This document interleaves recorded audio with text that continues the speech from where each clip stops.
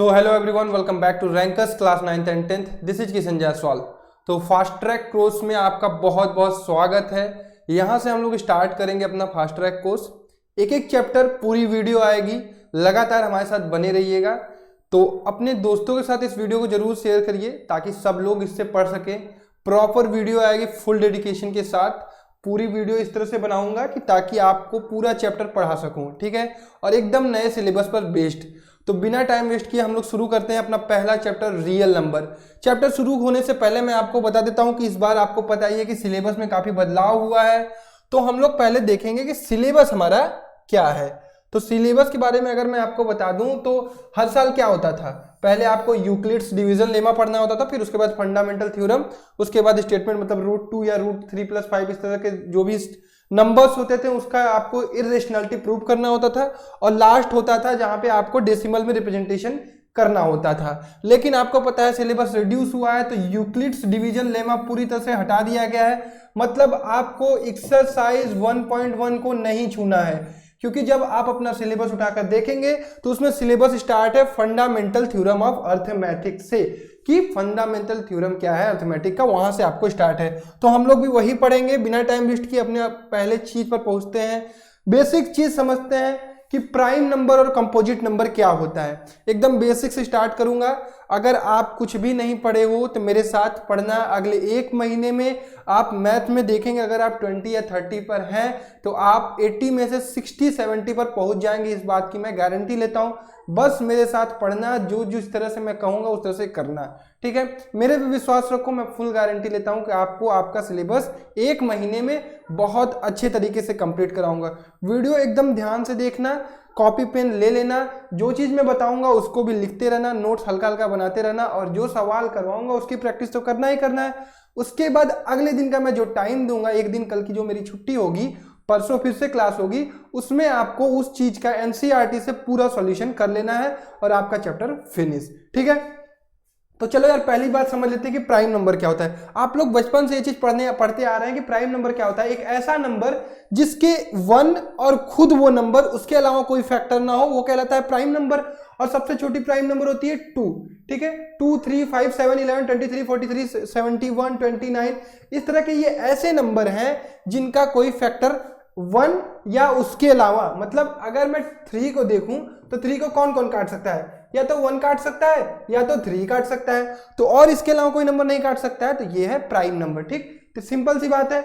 दूसरी है composite number. क्या होती है कंपोजिट नंबर? वो नंबर होते हैं जो 1 या इटसेल्फ के अलावा भी किसी 1 या 2, 4, 5, 6 नंबरों से कटते हैं, ठीक है, डिविजिबल होते हैं। जैसे मैं ले लेता हूं 4, तो 4 जो होता है वो 1 से भी डिविजिबल होता है, 2 से भी डिविजिबल होता है और 4 से डिविजिबल होता है, ठीक।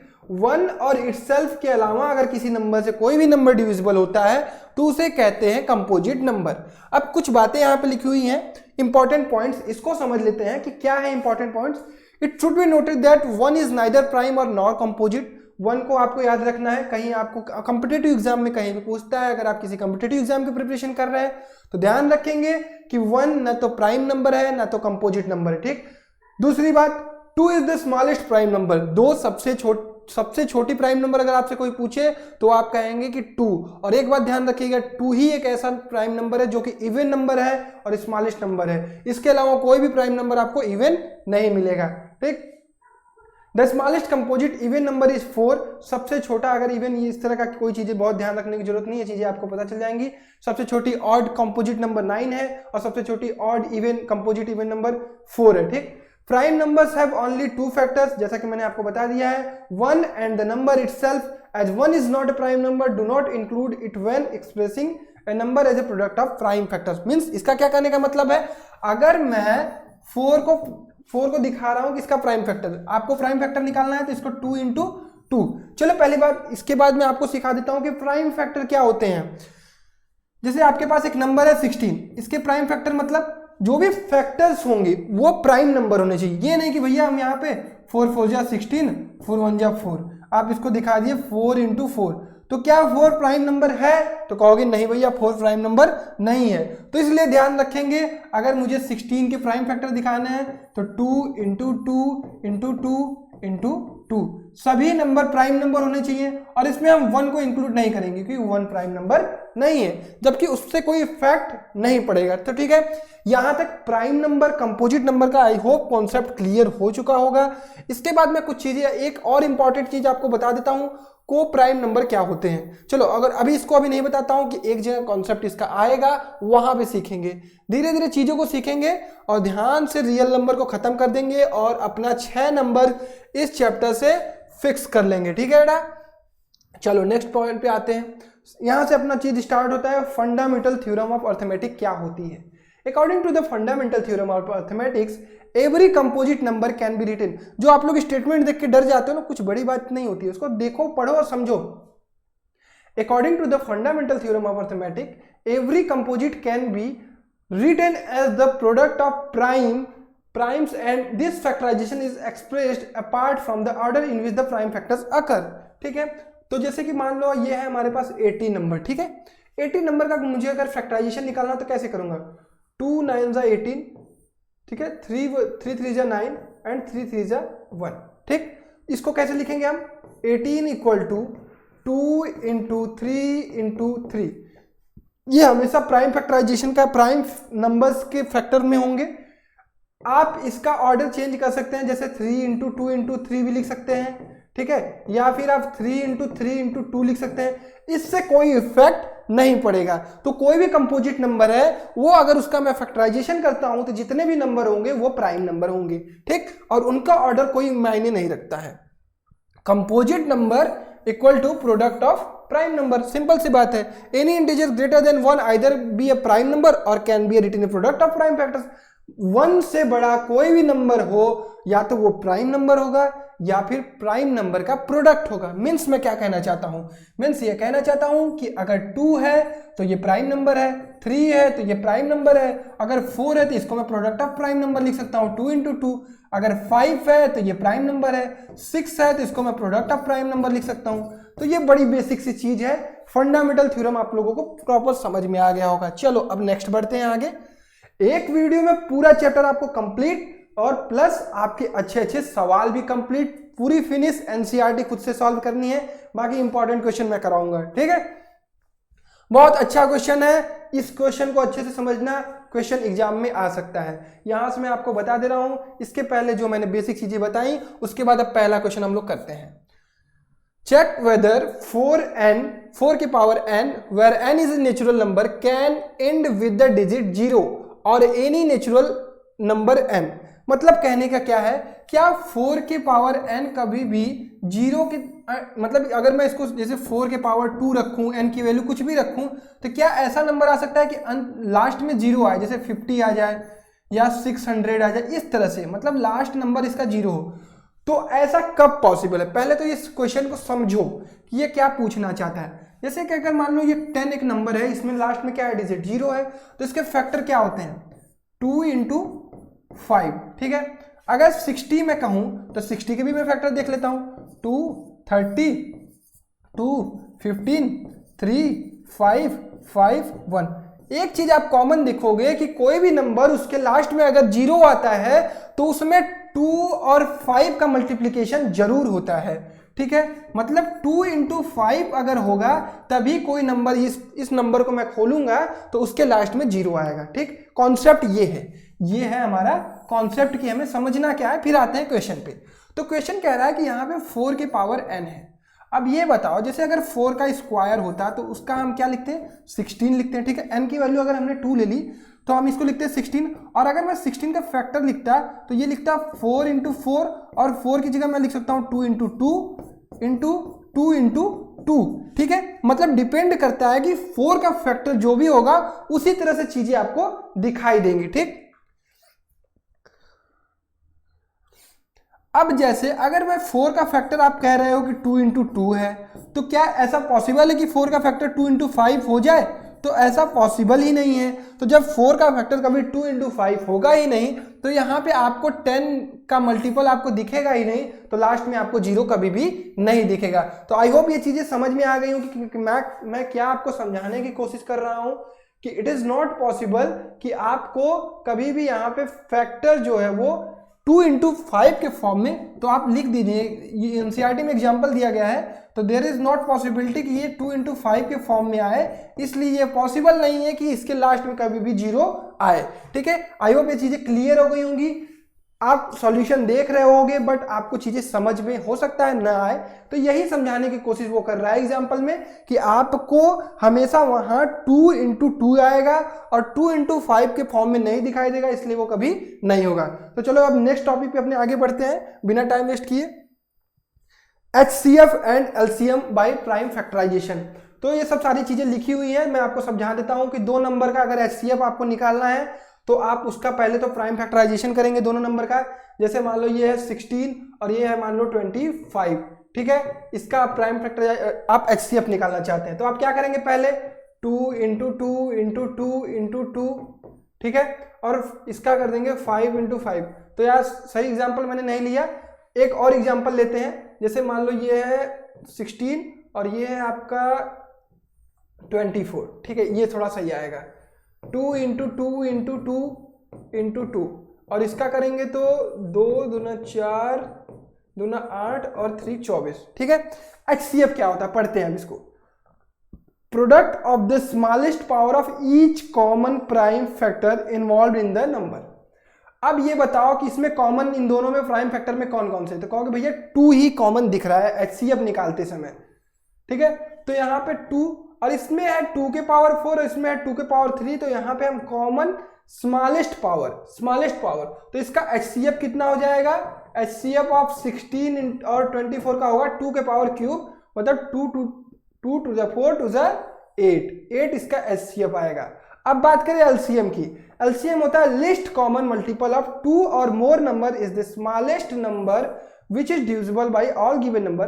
LCM निकालते कैसे हैं, product of the greatest power of each prime factor, product of greatest power. जैसे इसमें क्या क्या कॉमन है, कॉमन अब नहीं मतलब हमें, इसमें कौन कौन से नंबर दिखाई दे रहे हैं, 2 और 3, और 2 यहाँ पे कितना है, 2 यहाँ पे 2 के पावर 4 है और यहाँ पे 2 के पावर 3, तो LCM निकालते समय 2 की पावर मैक्सिमम वाला लेंगे।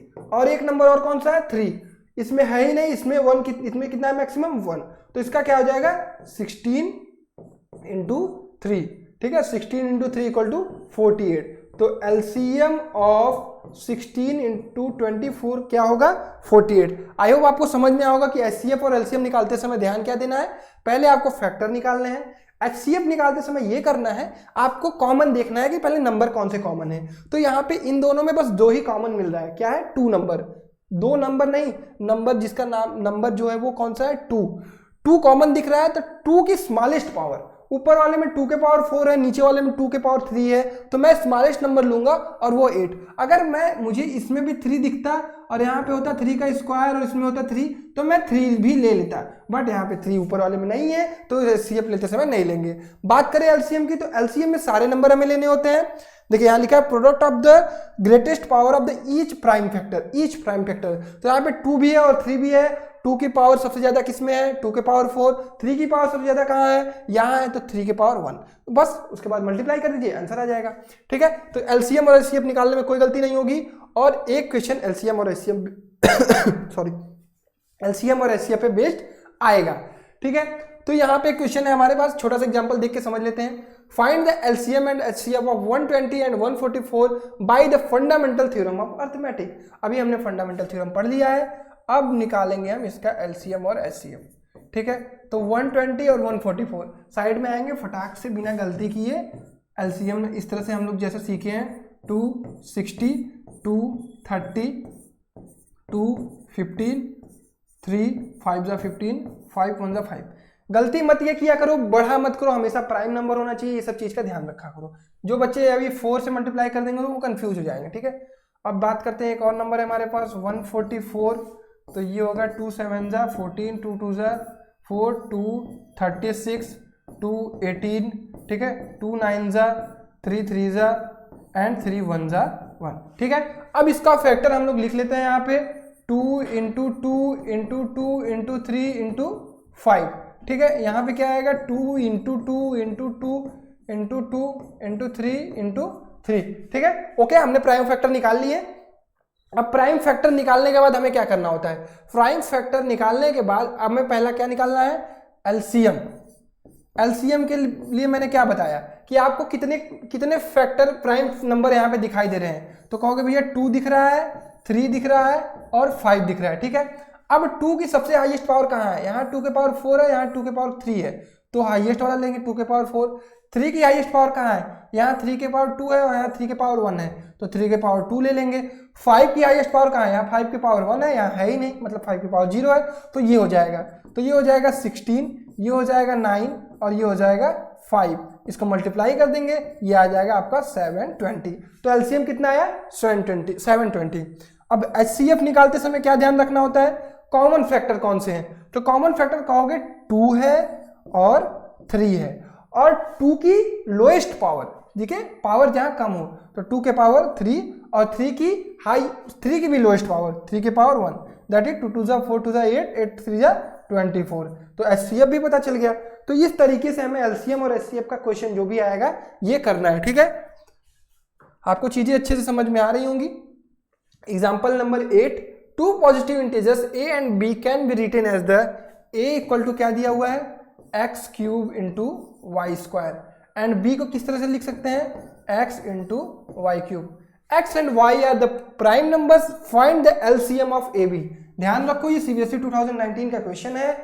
तो इस क्वेश्चन को पढ़ा मैंने तो मुझे क्या लगा कि यहाँ पे एलसीएम निकालना है, तो यहाँ पे मैं क्या सीखा हूँ, एलसीएम निकालते समय मुझे ये ध्यान रखना होता है कि कितने प्राइम नंबर है, कहा कि x और y प्राइम नंबर है, तो x इंटू वाई कर दूंगा एलसीएम का, ठीक है। LCM of a into b, x और y 2 प्राइम नंबर है, ठीक है। x की हाईएस्ट पावर कितनी है, 3, y की हाईएस्ट पावर कितनी है, 3, तो हमारा आंसर क्या हो जाएगा, x क्यूब वाई क्यूब, ठीक है। तो बड़ा ही आसान क्वेश्चन था, 1 नंबर का क्वेश्चन इस तरह से पूछ दिया जाता है। एलसीएम और एचसीएफ पे 1 नंबर का क्वेश्चन एक आएगा ही आएगा, ठीक है। इस चैप्टर को पूरी तरह से पढ़ लो, 6 मार्क आपके सिक्योर हो जाएंगे, ठीक है। Example number 13, the HCF of 2 numbers a and b is 5। यहाँ पे थोड़ा सा बैक आते हैं।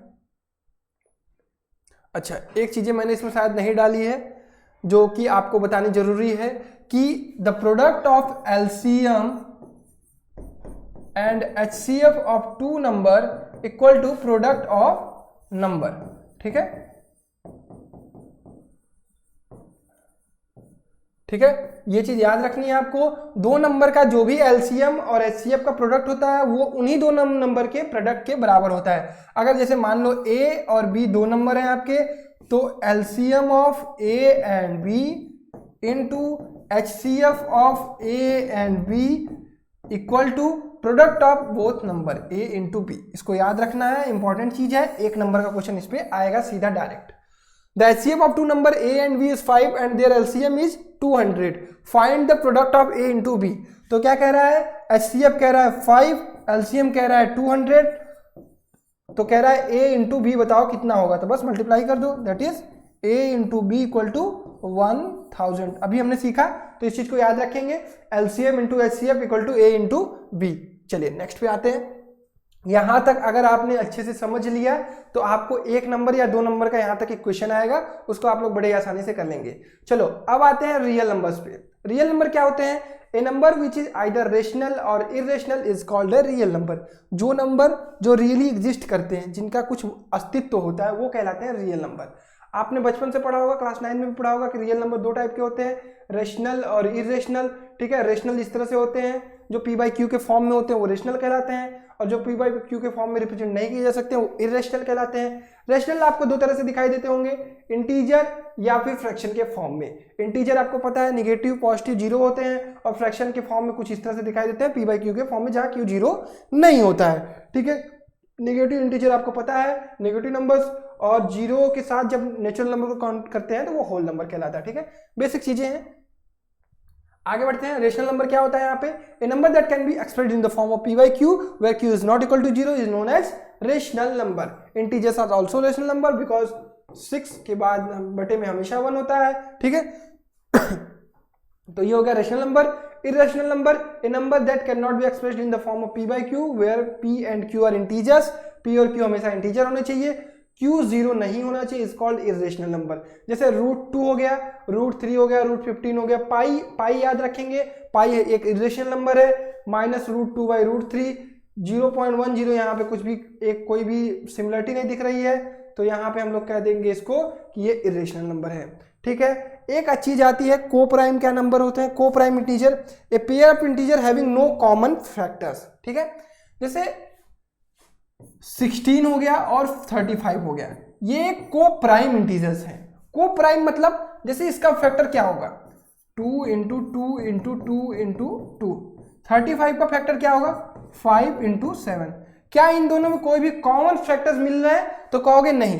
जैसे अगर 16/35 है तो इसका फर्दर सिंप्लीफिकेशन नहीं किया जा सकता है, तो इसलिए ये दोनों नंबर क्या होंगे, को प्राइम इंटीजर्स। को प्राइम का कॉन्सेप्ट याद रखेंगे, को प्राइम का कॉन्सेप्ट आता है रियल नंबर, रैशनल नंबर जब भी किसी फॉर्म में लिखे रहते हैं वो को प्राइम नंबर्स के फॉर्म में लिखे रहते हैं, ताकि उसके बाद उस फर्दर सिंप्लीफिकेशन ना किया जा सके। तो ठीक है, यहां तक का कॉन्सेप्ट क्लियर है। आगे बढ़ते हैं, पहला थ्योरम पढ़ते हैं हम लोग।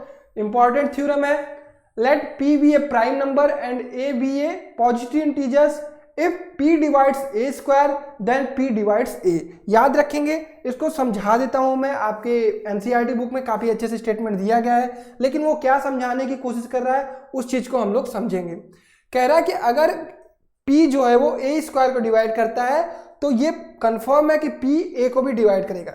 जैसे मान लो हमारे पास A स्क्वायर एक नंबर है, ठीक है, उसके फैक्टर क्या क्या हो सकते हैं। ठीक है, सॉरी एक सेकेंड, मैं इसको आप लोगों को एक एग्जांपल से पहले चीजों को समझाना चाहता हूं कि जैसे ये 36 एक नंबर है। ठीक है, 36 किसका स्क्वायर होता है, 6 का स्क्वायर होता है। ठीक है, 6 का स्क्वायर है मतलब 6 × 6।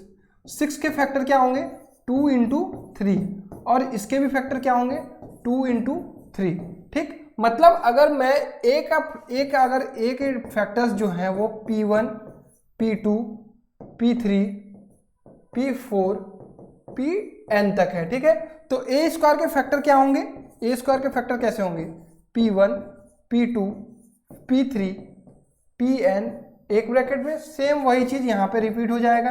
क्यों रिपीट होगा, आप लोगों को आप समझ में आ रहा होगा कि यहां पे जैसे 2 × 3 था तो यहां पे भी 2 × 3 होगा, सेम चीज। ठीक है, तो अगर जैसे कह रहा है कि if P divides A square, अगर P A स्क्वायर को डिवाइड करता है मतलब इसी में से कहीं पे P भी है, किसी इनमें भी P होगा और इसमें भी P होगा। ठीक है, समझ रहे हो, बात को समझो बस, इसमें भी P होगा, इसमें भी P होगा।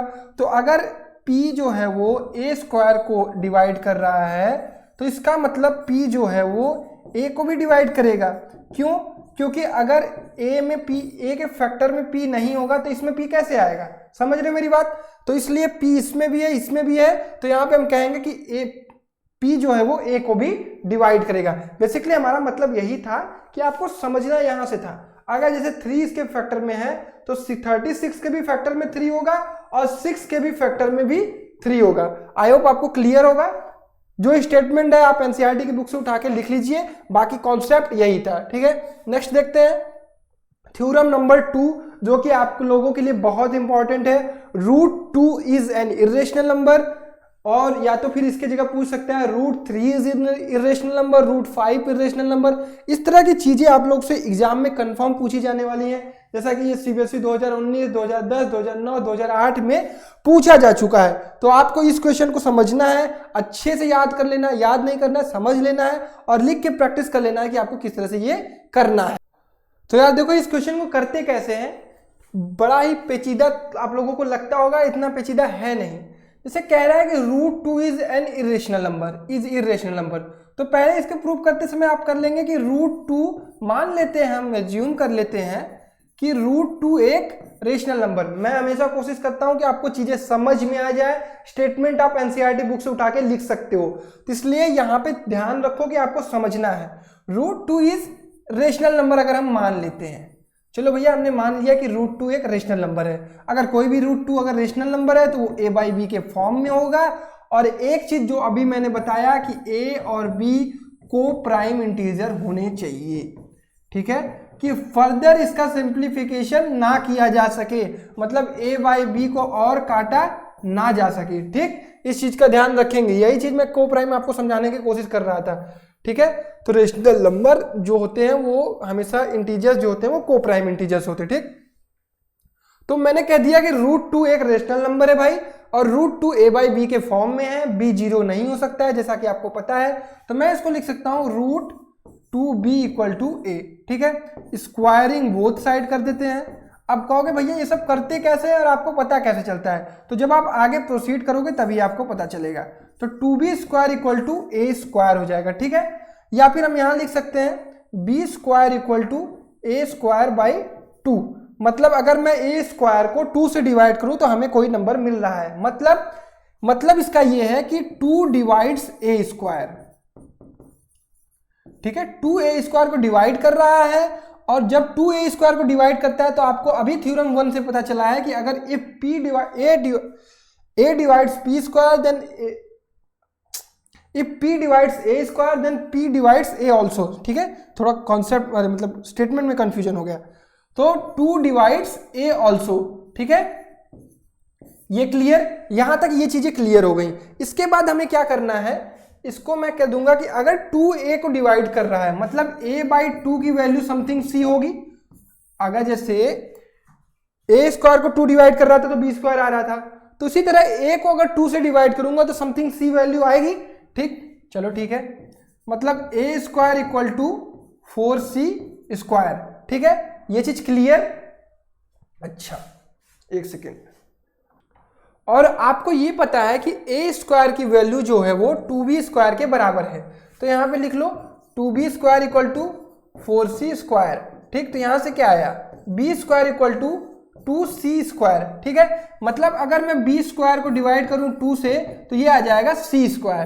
ठीक, इट मीन्स क्या हो गया, b² भी 2 से डिविजिबल है, मतलब 2 डिवाइड्स b² और 2 डिवाइड्स a b।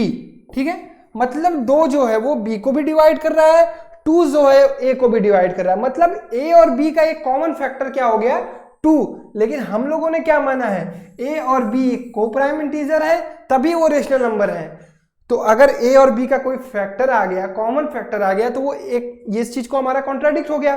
तो यहीं पे ये चीजें कैंसिल हो जाती हैं कि a और b जो है वो को प्राइम नंबर नहीं है, यहाँ पे 2 कॉमन फैक्टर मिल गया है, तो इसीलिए √2 जो है वो इर्रेशनल नंबर नहीं है।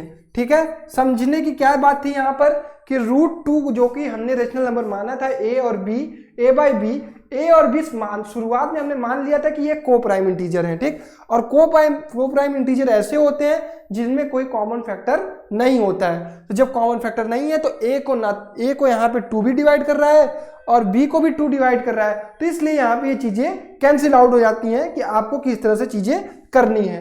ठीक, तो ये चीजें क्लियर हो गई। ये एक क्वेश्चन आएगा, या तो √2 आएगा, या तो √3 आएगा, या तो √5 आ जाएगा, या तो √7 आ जाएगा, कुछ भी एक क्वेश्चन मैक्सिमम पॉसिबिलिटी है कि इस बार आए ही आए। ठीक, एक क्वेश्चन ये है example number 3, prove that 2 + √3/5 is an irrational number given that √3 is an irrational number. कह रहा है कि इसको प्रूव करो कि ये इर्रेशनल नंबर है। चलो भाई मैं पहले मान लेता हूं कि ये एक रेशनल नंबर है, तो ये किस फॉर्म में होगा, a/b। ठीक है, a/b हमारा रेशनल नंबर है। ठीक है, a/b रेशनल नंबर है। अगर ये a/b रेशनल नंबर है तो मैं इसको लिख सकता हूं 2 + √3 = 5a/b। ठीक है, या फिर √3 को हम लोग लिख सकते हैं 5a/b - 2। ठीक है, अब कहोगे कि अब ये देखो यहां से आप ये लिख सकते हो 5 × a/b - 2 = √3। अगर ये वाली साइड हमारी रेशनल नंबर है तो ये वाली साइड भी रेशनल नंबर होनी चाहिए। 5 रेशनल नंबर है, a/b रेशनल नंबर है और 2 भी रेशनल नंबर है क्योंकि a/b हमने माना था। तो ये साइड रेशनल नंबर है और ये साइड इर्रेशनल नंबर है। तो क्या ये पॉसिबल है कि रेशनल नंबर कभी भी इर्रेशनल नंबर के इक्वल होगा, तो कहोगे नहीं। तो यहीं पे चीजें कॉन्ट्राडिक्ट हो जाती हैं। तो जिस तरह से हमने माना था यहाँ पे 2 + √3/5 कि a/b के बराबर है जो कि रेशनल नंबर है, तो ऐसा पॉसिबल नहीं है। समझना क्या था कि ये जब हमने यहां से दिखाया तो यहाँ पे कॉन्ट्राडिक्ट हो गया। ठीक, स्टेटमेंट वाली चीजें आप अपने बुक से लिख लेना। अब इसके बाद एक नया टॉपिक हमारे पास आता है, द डेसिमल एक्सपेंशन। तो यहाँ तक आपको आई होप चीज़ें क्लियर हो गई होंगी, और यहाँ तक मैं बता दे रहा हूँ कि इतना क्लियर करने के बाद आपको एक क्वेश्चन 4 नंबर या 3 नंबर का यहाँ से आएगा, या तो ये वाला क्वेश्चन जो कि सीबीएसई 2019 में इस बार पूछा था, ठीक है, या फिर इसके पहले वाला क्वेश्चन √2, √3, √5 इस तरह का क्वेश्चन आपसे पूछा जाएगा, ठीक है। तो वो इन दोनों में से किसी एक पे क्वेश्चन आएगा, और पहले वाले टॉपिक पे एक क्वेश्चन आएगा 1 या 2 नंबर का। अब उसके बाद लास्ट टॉपिक पे 1 नंबर का एक क्वेश्चन आ सकता है। नेक्स्ट चीज आपको क्या पढ़ना है, लास्ट पार्ट है, थोड़ी देर का और वीडियो बचा हुआ है, एकदम अच्छे से पढ़ लो, रियल नंबर खत्म हो जाएगा। कह रहा है कि रेशनल नंबर का डेसिमल एक्सपेंशन या तो टर्मिनेटिंग होगा या तो नॉन टर्मिनेटिंग रिपीटिंग होगा। ये दो वर्ड्स क्या होते हैं, पहली चीज सीखते हैं, टर्मिनेटिंग डेसिमल एक्सपेंशन क्या होता है। The number which terminates after a finite number of steps in the process of division is said to be terminating decimal expansion। terminates मतलब end हो जाना है, ठीक है, completely end हो जाना। जैसे 8/5 अगर मैं सॉल्व करूं तो 5 1 जा 5, 3 बजा 5 6 जा 30, 1.6 मतलब नंबर पूरी तरह से एंड हो गया, तो ये कहलाता है टर्मिनेटिंग डेसिमल एक्सपेंशन। फिर आता है नॉन टर्मिनेटिंग डेसिमल एक्सपेंशन। क्या होता है, the number which does not terminates in the process of division is said to be non terminating decimal expansion. जो डिवीजन में ये टर्मिनेट नहीं होता है, मतलब एंड नहीं होता है, ये भी दो टाइप का होता है। पहला होता है non terminating repeating expansion, divide करते हैं तो वो रिपीट करने लगता है। जैसे 1/7 सॉल्व करोगे तो एक नंबर आएगा जो रिपीट करेगा कुछ पॉइंट के बाद, ठीक है, और उस नंबर के ऊपर हम लोग लगा देते हैं बार। या फिर इस तरह से देख सकते हो 3/10 को अगर सॉल्व करोगे, नहीं 3/10 नहीं, 10 ही तो कट जाएगा, 1/3, हाँ 1/3 को जब सॉल्व करोगे तो इस तरह से आएगा 0.3333333 रिपीट करता जाएगा, और ये एंड नहीं होगा। Non terminating repeating, non terminating का मतलब एंड न होने वाला, रिपीटिंग मतलब नंबर रिपीट कर रहा है, तो इसको हम लोग लिखते हैं 0.3 बार। तो ये हो गया रेशनल नंबर दो टाइप के होते हैं। पहला टर्मिनेटिंग डेसिमल एक्सपेंशन, मतलब अगर डेसिमल एक्सपेंशन होगा तो वो एंड होगा, इस तरह से होगा 1.25, 3.14, या फिर वो नॉन टर्मिनेटिंग रिपीटिंग एक्सपेंशन होंगे जो कि इस तरह से होंगे। और लास्ट क्या होता है, नॉन टर्मिनेटिंग नॉन रिपीटिंग, और इन्हीं को कहते हैं हम इर्रेशनल नंबर, ठीक है। अगर जैसे आपको कहीं पे इस तरह से दिखता है 0.1 0 0 2 3 4 5 5 6 0 0 डॉट डॉट डॉट लगा के छोड़ दिया है, इसमें कोई आपको रिपीटिशन नहीं दिख रही है, तो आप कह दोगे कि वो इर्रेशनल नंबर है। वही चीज यहाँ पे ग्राफ के थ्रू दिखाई गई है, ठीक है। डेसिमल एक्सपेंशन दो टाइप के होते हैं, टर्मिनेटिंग और नॉन टर्मिनेटिंग। टर्मिनेटिंग आपका रेशनल नंबर होता है, नॉन टर्मिनेटिंग होते हैं नॉन टर्मिनेटिंग रिपीटिंग और नॉन टर्मिनेटिंग नॉन रिपीटिंग, और इसी को कहते हैं इरेशनल नंबर और इसी को कहते हैं रेशनल नंबर। और ये दोनों भाई होते हैं, रेशनल नंबर और इरेशनल नंबर, और इनके पिताजी होते हैं रियल नंबर, ठीक है। इतना क्लियर आप लोगों को। इसके बाद ये हो गई थ्योरी की पार्ट। इसके बाद 3 थ्योरम है, बहुत इजी थ्योरम है, इतनी कहानियां लिखी हैं, बहुत कहानियों का कोई मतलब नहीं है, फिर भी मैं शॉर्ट में आप लोगों को चीजें समझा देता हूं। तीनों थ्योरम का क्या मतलब होता है। Let x be a rational number which decimal expansion terminates then x can be expressed in the form of p/q। मतलब अगर कोई डेसिमल नंबर इस तरह से, मतलब x एक रेशनल नंबर है 4/5 और इसका डेसिमल एक्सपेंशन टर्मिनेट कर रहा है, ठीक है, टर्मिनेट कर रहा है, तो मतलब इसको हम p/q के फॉर्म में लिख सकते हैं, और 2 के पावर डिनोमिनेटर जो होगा वो 2 के पावर n और 5 के पावर m में आपको दिखाई देगा, ठीक है। जैसे 4/5 है तो इसकी वैल्यू आएगी 0.8, तो 0 पॉइंट क्या है, टर्मिनेटिंग डेसिमल एक्सपेंशन जो कि एंड हो रहा है, तो इसको हम इसके फॉर्म में लिख सकते हैं। जैसे ये 4/5 है तो मैं इसको लिख सकता हूँ 4 × 2/2 × 5, ये हो गया 8/2 के पावर 1 × 5 के पावर 1। तो कोई भी नंबर, कोई भी डेसिमल एक्सपेंशन आपको इस तरह से टर्मिनेटिंग डेसिमल एक्सपेंशन दिखाई देता है, तो उसका डिनोमिनेटर हमेशा 2 के पावर n और 5 के पावर m में दिखाई देगा। थ्योरम नंबर 2 क्या कहता है, इसी का कन्वर्स होता है। Let x = p/q be a rational number such that prime factorisation of q is the form of 2 के पावर n एंड 5 के पावर m। अगर p/q आपको नंबर दिया गया है इस तरह से, और q जो है आपको 2 के पावर n × 5 के पावर m के फॉर्म में दिखाई दिया, तो वो जो डेसिमल एक्सपेंशन उसका आएगा वो टर्मिनेटिंग डेसिमल एक्सपेंशन होगा। उसका डेसिमल एक्सपेंशन टर्मिनेट करेगा, मतलब कहीं पे जाके रुक जाएगा, रिपीट नहीं करेगा। अगर आपका 2 के पावर n और 5 के पावर m में फॉर्म में नहीं बनता है तो वो नॉन टर्मिनेटिंग डेसिमल एक्सपेंशन होगा, ठीक है। नॉन टर्मिनेटिंग रिपीटिंग या रिकरिंग जो भी उसे कहते हैं वो होगा, ठीक है। इस पर बेस्ड कुछ एग्जाम्पल हम लोग कर लेते हैं, एक आध दो, उसके बाद बाकी चीजें आप लोग कर लीजिएगा। विदाउट एक्चुअल परफॉर्मिंग, एक नंबर का इसमें से क्वेश्चन आएगा कि बिना डिवीजन एक्चुअल डिवीजन करिए, पता करिए कि रेशनल नंबर जो भी दिया गया वो टर्मिनेटिंग होगा या नॉन टर्मिनेटिंग होगा। तो जैसे ये 3/8 है, इसको हम लोग क्या लिख सकते हैं, 3/2 के पावर क्यूब, या फिर 3/5 के पावर 0, 2 के पावर क्यूब इंटू 5 के पावर 0। ठीक है, तो इस तरह से चीजें दिखाई दे रही है, 2 के पावर या 5 के पावर 1 या 5 के पावर 1, इस तरह से कर देंगे तो ये हो जाएगा 15/2। इस तरह से करने से अच्छा है, इसको ऐसे किया जाता है, 3/2 के पावर क्यूब है, तो हमें कोशिश करना है कि नीचे 10 के फॉर्म में लाएं, तो 5 का क्यूब अपॉन 2 का क्यूब इंटू 5 का क्यूब, 3 इंटू 125 अपॉन 10 का क्यूब। ठीक है, आपको पता है a के पावर m इंटू b के पावर m इक्वल टू होता है ab के होल पावर m। ठीक है, तो ये हो जाएगा आपका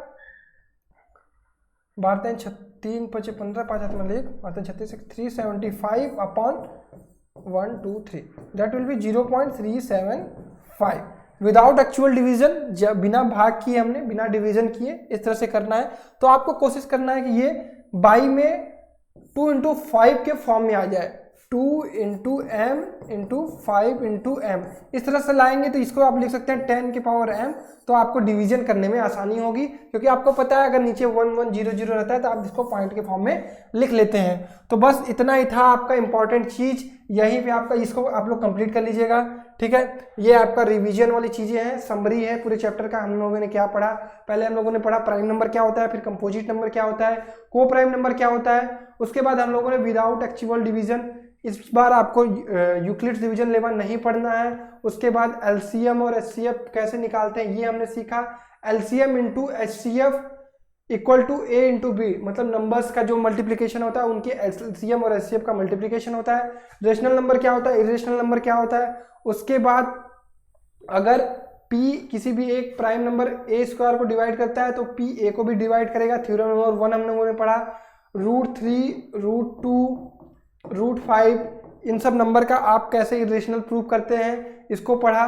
ठीक है, उसके बाद लास्ट में 2 के पावर n 5 के पावर m के फॉर्म में अगर आता है डिनोमिनेटर तो वो टर्मिनेट करेगा, नहीं आता है तो नॉन टर्मिनेटिंग मतलब रिपीटिंग वाले हो जाएंगे। ठीक है, उसके बाद चैप्टर ये एंड हो जाता है। और जो पिछला ये क्वेश्चन था इस पर एक क्वेश्चन आएगा, तो आई होप ये चैप्टर आपका क्लियर हो गया। ठीक है, इसको कोशिश आपको करना है कि नीचे आपको 1000 या 110,000 या 10 के पावर में लाने की कोशिश करनी है, इससे डिवीजन आपको आसानी से कर जाएंगे, विदाउट एक्चुअल डिवीजन आपका ये पॉइंट फॉर्म में कन्वर्ट हो जाएगा। तो आई होप पूरा चैप्टर हम लोगों ने यहाँ पे एंड कर लिया है, यहीं पे आप लोगों को छोड़ता हूँ। इसके बाद आप लोग पूरे चैप्टर को पूरी तरह से एनसीईआरटी से सॉल्व करेंगे, एक्सरसाइज 1.2 से, क्योंकि सिलेबस वहीं से स्टार्ट होता है आपका। और अगर वीडियो पसंद आया होगा, ये चीज़ें समझ में आएंगी तो इस वीडियो को अपनी क्लास में दोस्तों के साथ शेयर करना ताकि वो भी पढ़े, और प्रॉपर सबसे शेयर कर दो यार, सब लोग इस fast track free fast track course का लाभ उठाएं, कायदे से पढ़ लो, अच्छा स्कोर कर लो, वही चाहते हैं हम। वीडियो लाइक कर देना अगर आपको ये पसंद आए होंगी चीज़ें, और नए होगे तो चैनल को जरूर से जरूर सब्सक्राइब कर देना। थैंक यू यार।